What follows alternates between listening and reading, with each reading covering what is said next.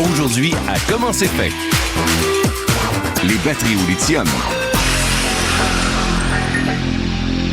On entend de plus en plus parler de voitures vertes. Et ça n'a rien à voir avec la couleur. On parle plutôt de voitures électriques. C'est une source d'énergie propre, renouvelable, et surtout, me direz-vous, ça coûte 3 fois moins cher que l'essence. Il y en a déjà à l'essai dans les rues de Montréal. Et en France, il y a plusieurs projets pilotes. Bref, c'est du sérieux et ça marche.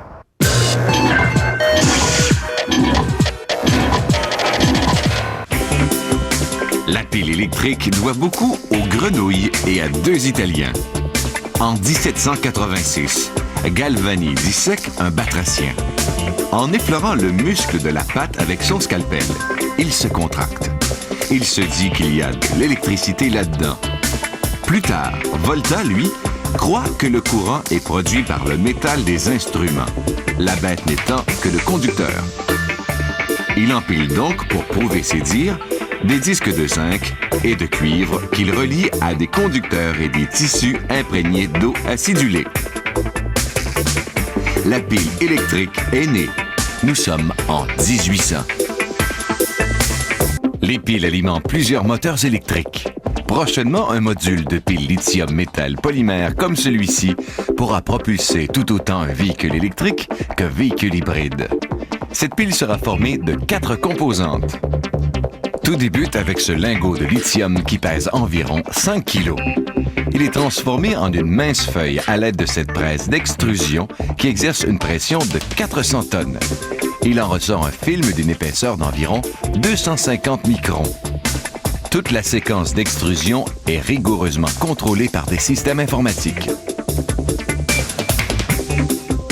Le feuillard métallique de lithium possède l'épaisseur requise de 250 microns, soit 0,25 mm. Le feuillard doit être encore aminci. Il est placé sur un rouleau et est transporté au laminage. À la température de la pièce, il est aminci encore une fois. En seulement 20 minutes, le lingot aura été transformé en une mince pellicule de 250 microns, longue de 200 mètres. Ce laminoir permet d'achever l'amincissement du feuillard, soit entre 20 et 40 microns. La pellicule de 2 km de long permet de fabriquer 210 piles unitaires.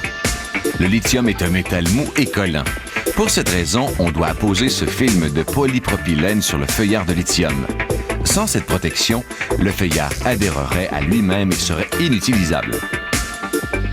Le feuillard servira à fabriquer des piles unitaires. Ces piles individuelles seront assemblées en série et en parallèle et insérées dans des modules de différentes formes. Pour fabriquer une pile individuelle, on doit enrouler le feuillard. Maintenant, le feuillard enroulé est placé dans une étuve sous vide qui permet aux différentes couches de bien adhérer les unes aux autres. Avec ce vernier, on effectue un dernier contrôle de qualité en mesurant l'épaisseur de la pile. Puis, les piles sont entreposées. On place des plaques métalliques entre les piles pour toute la durée de l'entreposage.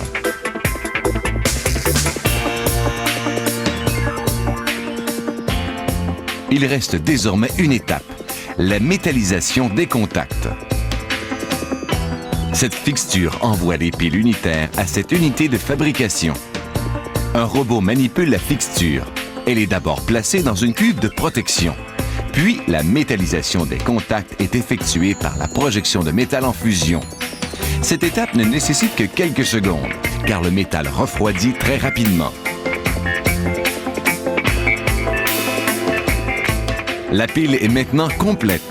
Elle se compose de lithium qui agit comme anode, d'une cathode d'oxyde métallique, d'un électrolyte polymère sec et solide et d'un collecteur métallique de courant.